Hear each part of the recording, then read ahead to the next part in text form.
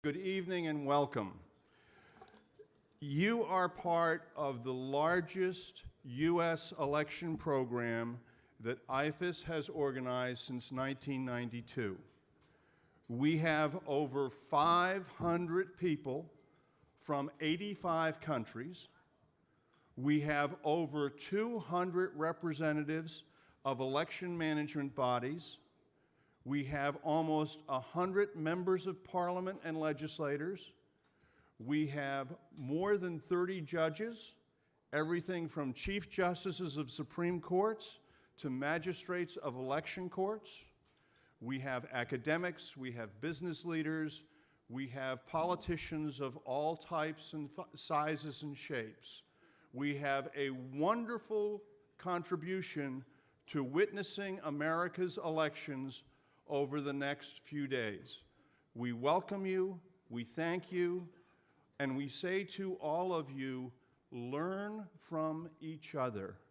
Because as we all know in the election business, it is a business of shared ideas and shared practices which moves the process of making the elections work for all of our citizens better.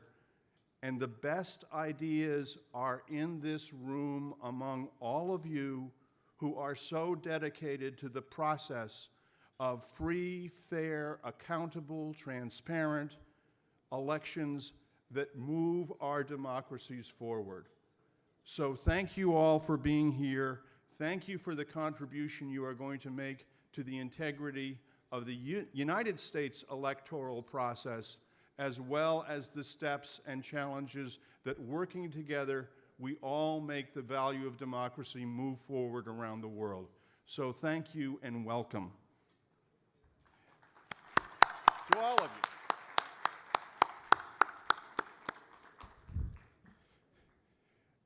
I want to say a special word of thanks to four major sponsors of this event, Smartmatic, Google, Facebook, and the Taiwan Foundation for Democracy. Each are making, with a number of other vendors in our space, substantive contributions to make these events possible and make them ways that all of us can participate. What I'd like to do now is introduce a good friend of many years, Mark Malloch Brown. Mark is currently the chairman of Smartmatic's Board of Advisors. He has been known to many of us for his vision and ability to impact the strategy and the conduct of campaigns and public affairs around the world since really we've known each other since the mid-'80s. It's a long time.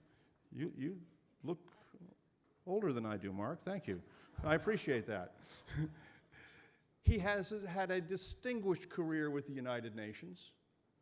He has had a distinguished career leading thought on the meanings of technology and what that means in terms of global practices, both in terms of public affairs and in terms of the implementation of technology in elections around the world.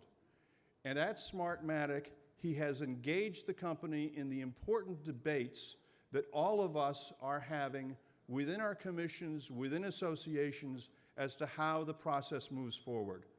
So for a few opening remarks, let me welcome Mark Malloch Brown to the stage. Sir.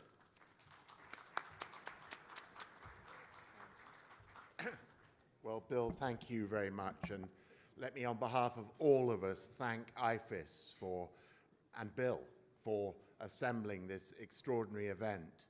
I do feel a bit of actually a charlatan doing this because I actually sit in Britain's upper house, the House of Lords, where you don't have to get elected. You know, the British democracy is such a strong brand that they get away with their upper house being entirely appointed and nobody quite notices. So I'm here on quite false pretenses in that I believe in elections for everybody else except myself. But having said that, let me just say that I think there is a reason that so many of us have assembled here in Washington for this wonderful conference this week. and that why it's the biggest of IFAS's conferences so far. It's because of our sort of curiosity, ambivalence, anxiety about this election here in the US. I'm sure when these conferences began, the pitch was a less ambiguous one. It was that America was in every way the champion of democracy.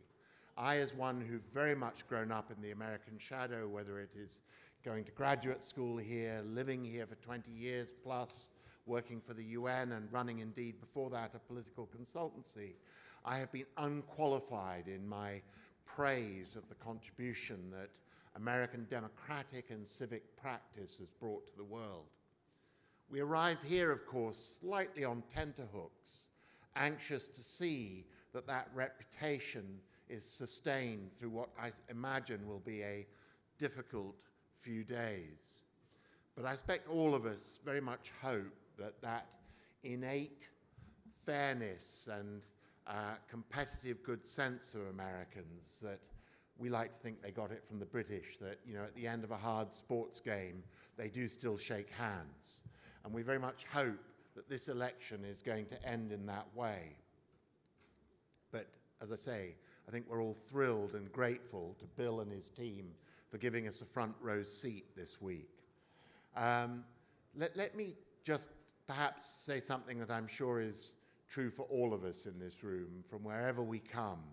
We know that the phenomenon here of the crisis in some ways of democracy that the US is facing with, you know, the rise of a kind of anxious, extreme political voice which represents people who do not feel represented in the direction of travel of their country, is not alone to the United States.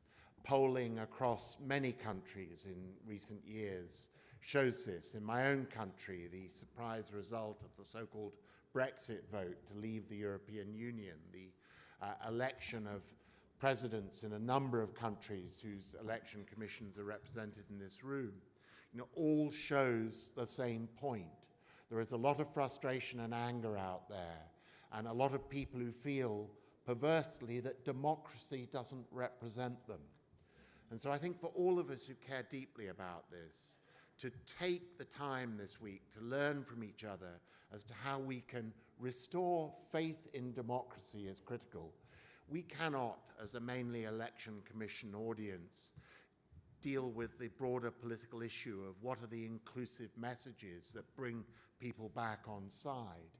But what we can do is argue forcefully for the kind of conduct of elections which leaves people confident that their vote has been accurately, fairly counted, and that their will has been reflected in the outcome.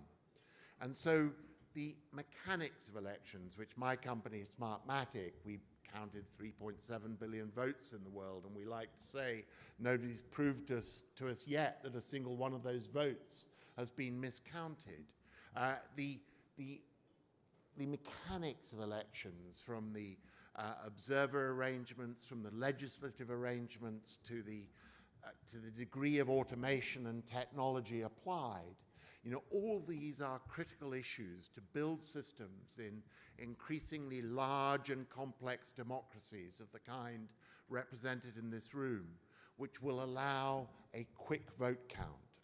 And as I say, we are here in America, both a mother of democracy, but one whose democracy is under challenge. I have two children in university here and a third working in New York, and one of my children, all three of them have been struggling with which state to vote in, and I hope only to vote once, but how early to vote. And my daughter in Ohio voted yesterday early, but she still had to wait 2 hours to vote. And she wanted to vote yesterday because she was told if she waited till Tuesday and voted in her university town, it would be a 7-hour line or queue to vote. And so I think, you know, even here, going beyond the nature of the political debate to the mechanics of democracy, there is a lot that can be done to improve it. So I hope all of us, we from abroad are going to have some lessons to share and experiences, best practice to share with our American hosts. And our American hosts, I hope, are going to get from us a sense of huge solidarity and support and interest in this great democracy, and the hope that it's going to prosper and profoundly deliver the kind of government the American people need and which we all need from this great country. So Bill, thank you, and thanks for this wonderful occasion that you brought us all to.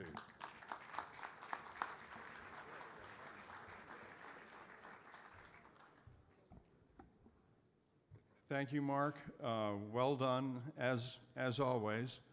On Tuesday, more than 100 million Americans will get in line to vote.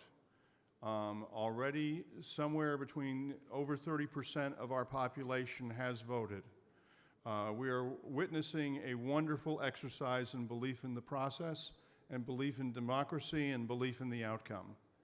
And with that, ladies and gentlemen, the program is closed, the bar is open. Enjoy the evening, get to know your colleagues. We'll see you in the morning. Thank you.